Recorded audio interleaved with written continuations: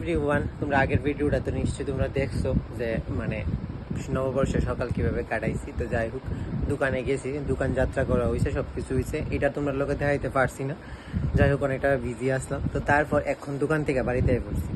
আর বাকি অন্যান্য দোকানও যখন আমরা গেছি সবাই, মানে বাবা, আমি, আর এবার আসলো মানে ভাই না, তেও বাজারে গেছিলো আমরা সাথে। তো তারেও সবাই ভালোবাসা কি কি দিছে। তো প্রত্যেকবার এমন দেয়, এবার তে থাওয়ানো একটু বেশি পাইছে। তো যাই হোক, তোর দেখাই।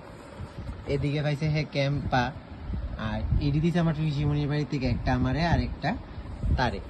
একটা আমারে দিছে আর একটা তারে দিছে। আর এই ফ্রুটিটি দিছে মানে মেইনলি মানে যারা আমরাও তো মানে মানে একজন থেকে মাল নিতে লাগে, মানে মালিক যারে কয়, তো তার ঘর থেকে দিছে, পাশের দোকানদার থেকেও দিছে।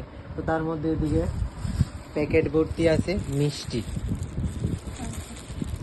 প্যাকেট ভর্তি আছে মিষ্টি, আর এইদিকে আছে এইসব। তার কারণ আমরা যখন ছোট আসলাম, যে সময় আমি দোকানে যাইতাম না, ছোট আসলাম, তখন বাবা আগে আনতো, আই না আমরা দেখতাম কে কতটুকু জমাইতে পারে। আমি আর দিদি ভাই অনেক ঝামেলা করতাম এসব নিয়ে, মানে তোর এডি আমার মানে ডিভাইড করে নিতাম। তো এখন তো আমি একলাই, তো সবসময় বাবা বাড়িতে আনে, যদিও দি ভাই এলে দি ভাই আমরা দিই। তো এবার এডি ভাই আমি অনেকটাই হ্যাপি লাগতেছে, মানে সেই ছোটবেলার কথাটা মনে পড়ে গেছে আর কি। তো চলো দি ভাই তারা আইলে আবারও কন্টিনিউ করতেছি সবটা।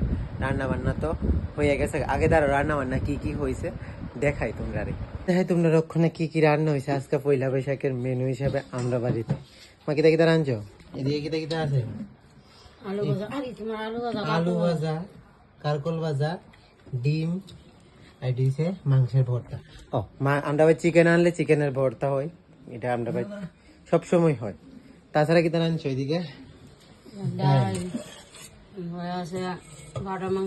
বাবা পাঠার মাংস, মানে মটন রাঁধছি আমরা বাড়ি, মানে পোল্ট্রির মাংস আছে, পাঠার মাংস আছে, এছাড়া কিতা আছে?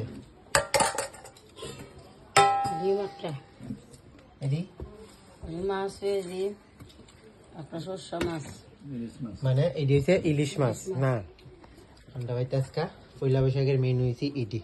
তো এখন আমরা সবাই অপেক্ষাতে বয়ে রয়েছি, শুধু দিদি ভাই আউনের আর দাবাই আউনের বাকি, তারা আইলে আমরা খামো আর কি, মানে দুপুরের খানাটা। আর আছে লাস্ট পাতে দই আছে। তো ফাইনালি দিদি ভাই আমরা বাড়িতে আইছে সারা দুপুর কাটানোর পর সন্ধ্যাবেলা আইতে মাত্রই আমি নমস্কার করে নিলাম। আর দাদা ভাই আনছিল আমার লেগে চকলেট, যেহেতু আমি চকলেট সব সময় লেগেই ভালো পাই। তার মধ্যে দিদিভাই রেখেছি নমস্কার করতাম, তো দিদিভাই কইতাছে আমি কিন্তু কিচ্ছু দিতাম না, চকলেট কিন্তু এইখানেই আছে। আর এটা আমি ভয়েস ওভার দিলাম, তার কারণ ভাইক না গান শুনতে আসলো ফোনে। তো এইসব নিয়ে অনেক হাসাহাসি করার পর আমি আয়া আমার ঘরে চকলেটটি রাইখা দিছিলাম। সত্যি কইতে গেলে আমি চকলেট পাইলে সবসময় এমন খুশি হই।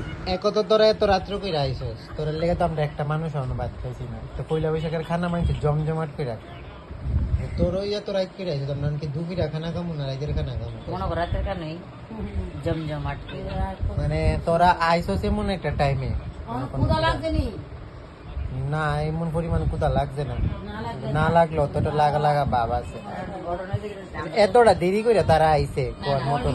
সবাই মিলে কিছুক্ষণ আড্ডা মারার পর তো তারপর আমরা সবাই ভাত খাইতে বইয়ে গেছি। খাওয়া দাওয়া কমপ্লিট করে এখন দিয়ে ভাই তারা যাইতেছে। ফাইনালি দিয়ে ভাই তারা এখন খাওয়া দাওয়া শেষ করে বাড়ির যাইতেছে গা। তারা সবাই টাটা কয়ে সেরে এখন বাড়ির যাইতেছে গা, বাড়ির থেকে বাইরে হয়ে গেছে গা। এর মধ্যে আমি সবচেয়ে বেশি মিস করুম অন্নপ্রে, তার কারণ হ্যাঁ অনেকদিন আসলো আর আমরা ভাই বোনের মতন ঝগড়া করছি।